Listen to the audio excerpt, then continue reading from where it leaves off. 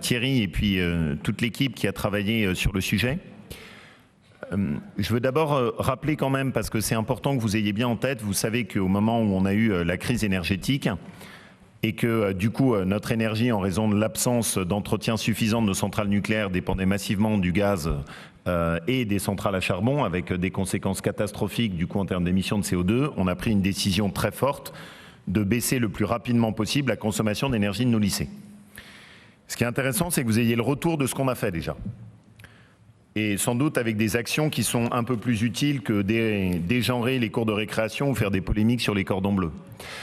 Ça nous a permis de baisser de plus de 12% la consommation d'énergie de nos lycées en moins de 8 mois. Cette action s'est faite avec des principes de bon sens, par exemple changer nos lampes, mettre en place des thermostats, mais aussi des principes RH, et je veux remercier les équipes des lycées, puisque à l'intérieur de chaque lycée, on a désigné un correspondant sobriété énergétique. C'est une excellente nouvelle pour l'environnement.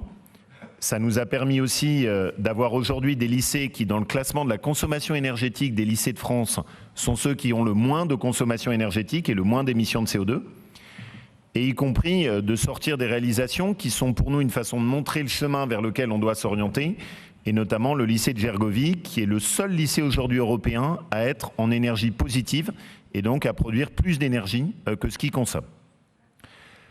C'est aussi un gain financier, puisque sur une facture d'énergie qui a augmenté d'à peu près 22 millions d'euros, ça nous a permis d'économiser 6 millions d'euros sur cette augmentation.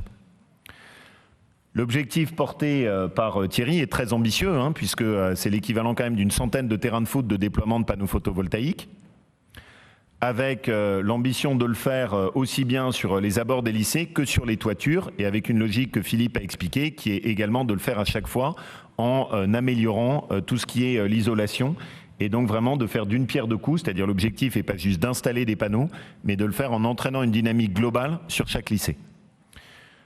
Le deuxième point qui est très important dans le cadre de ce travail qu'on mène, vous l'avez compris, c'est qu'on veut de la même manière offrir une solution qui soit une solution facile pour des entreprises et des exploitations agricoles et des grandes surfaces.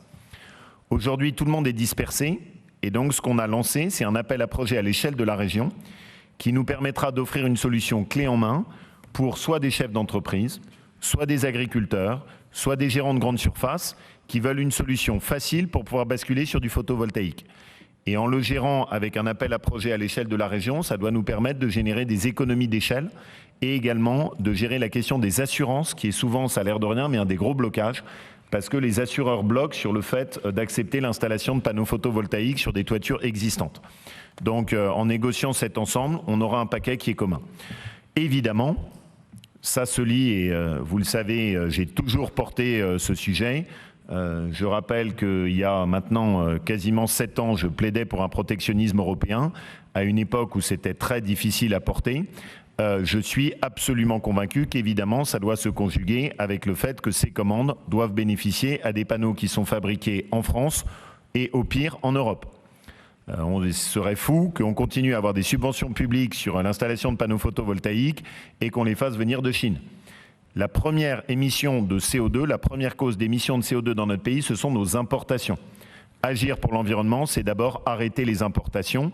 C'est tout le plan de relocalisation industrielle que mène Stéphanie et qui a quand même permis cette année à notre région d'accueillir la moitié des projets de relocalisation industrielle de toute la France. Et l'étude a été faite par les CCI de France. La moitié des projets de relocalisation industrielle de toute la France ont été faits dans notre région.